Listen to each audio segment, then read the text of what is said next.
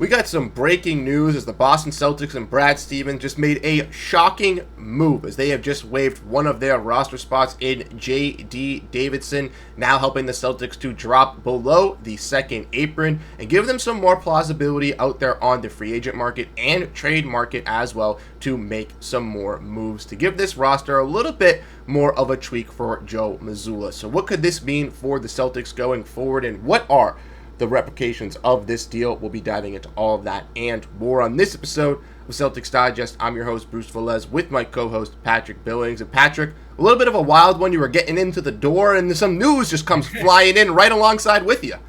I know. We were talking about how dry the news has been the past couple of days, and then all of a sudden it hits you when it's least expected, especially with a player like JD Davison. We both didn't expect this whatsoever. So, I mean, I'm glad that the Celtics have some open options now, and yeah, good luck to JD. Yeah, definitely good luck to JD. And we'll be getting into that just in a little bit. But like I said, guys, let us know your thoughts down below in the comment section, what you guys ultimately think on the move and what you think could be happening on the horizons for the Boston Celtics down below in that comment section. But Patrick, let's get into the news at hand today. We talked about it a little bit already in the introduction, but it was genuinely a surprise to you and myself kind of coming through in today because like you mentioned, on our stream yesterday, we were mentioning it was drier than the Sahara Desert with Celtics news, and now we're seeing things coming in all around us as we see that the Boston Celtics have officially waived JD Davison. And as you guys know, JD Davison was someone who played a long tenure within the main Celtics, was very solid with their team, has a lot of stats within that organization, was converted to a standard contract at the end of this season, but his contract was partially guaranteed at January. So there was a little bit question mark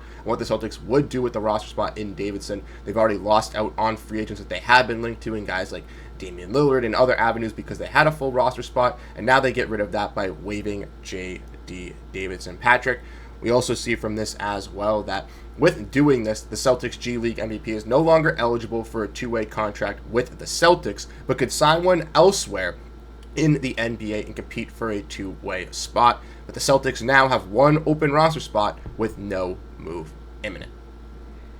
Yeah, I mean, this is definitely interesting. It's good for JD Davison because we talked about it. We didn't think that him nor Walsh could be waived, and we kind of just thought that the Celtics were kind of in a weird situation. JD Davison's only 22 years old still. He's been around for a decent amount of time, younger than Baylor Shireman, to put that into perspective. And I think that this is a perfect opportunity for him. The Celtics definitely just didn't see a spot fit for him going into next year's, lineup, and especially with how next year's looking. It's definitely not a good sign, but I think that he'll have a bigger opportunity somewhere else where there's any places that need a lead guard. I think he'll definitely be able to fill in some minutes as a good role-playing guard. But with the Celtics, it just didn't seem like there was that spot over here. Yeah, you mentioned obviously not really finding a spot, and that's kind of tough because for the Celtics is a little bit of like an exploratory season, so you would expect that those waves wouldn't really come through. That's why we were kind of hesitant on saying Jordan Walsh or JD Davison could get waived, because we were like, oh, well, the Celtics are in an exploratory period. They need these kind of players to be out there on the court to kind of showcase what they can bring. This is kind of a testing season for them. A guy like JD could maybe make that impact, still at 22 years old and still being a young product in the NBA. And even if he wasn't going to do that, I thought, and we talked about this as well on the channel, on streams and in videos, that maybe they'd do him some justice, right? Similar to what the Thunder did with Dylan Jones, trading him to the Wizards, then getting Kobe Jones and waiving him, giving their player at least a guaranteed opportunity out there. Maybe the Celtics did try to do that, couldn't find that for JD Davison, and that's maybe where he's going to be signing on a two-way contract, maybe after once getting bought out. It will not be with the Celtics, but like you and I think, we're wishing him the best of luck. Obviously, a dominant player within this main Celtics organization, went through the ranks and kind of grinded up with after getting drafted by this team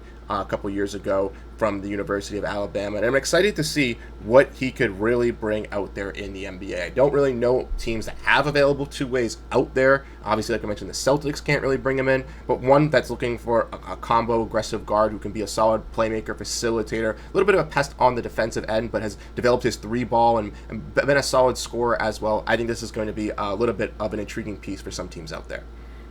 Yeah, I think he could bring a lot to some teams, especially in those rotational minutes. I don't think he'll be a starter, especially right away. But I think as a playmaker and as a shot maker, as he gets a lot more confidence, kind of getting the ball and kind of getting things done a little bit more at a higher level. He's kind of coming in at these end of the bench minutes, really coming in cold, sitting for 35 or so minutes, and expected to come in and hit some threes and make some plays. I mean, it's harder to make shots, but it's easy to make plays. And he's definitely capable of doing that. We saw what he did in the G League. He was absolutely dominant.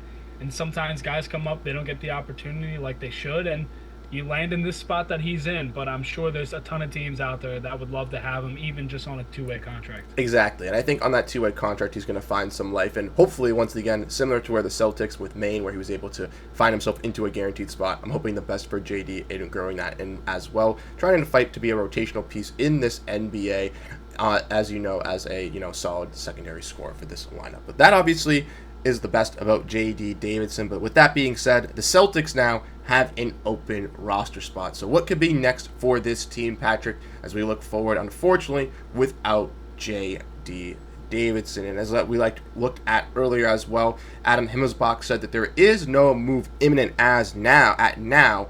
But as we see from Daniel Donabedin, that the Celtics now are under the second apron again after cutting JD Davison. So this allows the Boston Celtics to have a little bit more flexibility here with this tax situation.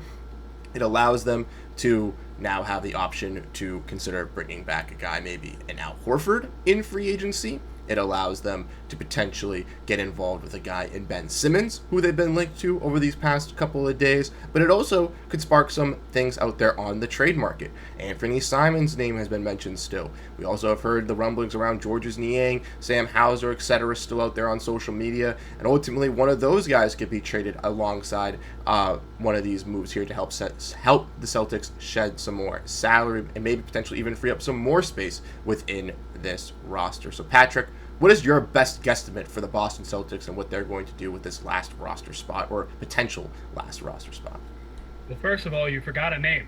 You forgot about Charles Bassey. Oh, I forgot about Charles Bassey. Showing up out of nowhere. I think he deserves to be brought up in the conversation as well. But, I mean, Brad didn't really think that Al Horford was going to be back with the Celtics. He kind of seemed like it was going to be that way. But I see this as the perfect opportunity to kind of get a little bit of a 2-for-1 and waive one of those guys and just keep the open roster spot and still trying to get themselves under the tax and still even more below the second apron and put themselves into a better cap space situation to make them feel a little bit more comfortable, because they really wanted to get out of the second apron.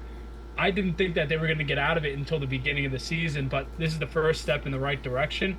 And I think that there's going to be a trade or two now, because I didn't feel that way. And I know you probably felt the same way as well. But now after this, I think it just opens up the gates for anything possible for Brad Stevens to go out and do. Now they can, kind of aggregate some guys, if I'm right on that one. Right, Bruce? They can aggregate some guys for sure. They can't, unfortunately, aggregate Simons and Niang together now that those have obviously been confirmed. They cannot aggregate them with other players in values deals either, but they can aggregate a Xavier Tillman and a Amos Queta, or a Xavier Tillman and a Peyton Pritchard. I'm just spitballing, not obviously going off of concrete, but you know what I mean, just other names, a Baylor Shireman and a Jordan Walsh. They can figure out ways to do that, but they could also, like you mentioned, trade a guy like Anthony Simons, maybe even do something similar. We discussed this before the show, like they did with Kristaps Porziņģis, getting 2 contracts back, right, that either help save some money or maybe even get 1 contract back, get a third team involved, get some draft capital involved for the Celtics, and have them even shed more salary to be not only having that being a good pocket, but also then still having an open roster spot to still pursue Al Horford, still pursue Ben Simmons, still pursue Charles Bassey, like you mentioned. So maybe one of these guys on an Exhibit 10-day contract, or converting one of these two-way spots to a regular style deal of Max Shulgo or Amari Williams or Miles Norris. It looks really solid for this main Celtics team. And I think that's really the curiosity now. I know yesterday we kind of broke it down saying they were kind of we were getting dry news. The Celtics were really stuck now being with 15 roster spots, but now having that 1 open roster spot, the Celtics like to start the season with the 1 roster spot open, so that's something to keep an eye out for. But ultimately, I do think there will be some more moves on the horizon, and maybe not the next couple of days, but next couple of weeks and months leading up to October into training camp for the Celtics roster to still be finalized. Yeah, and I think I really do like the idea, now you brought it up, about the whole Porzingis kind of trade, and it kind of gives an opportunity for a guy like Peyton Pritchard to finally crack into the starting lineup if it's a guy like Anthony Simons being moved and they bring in someone else that's kind of like a Niang.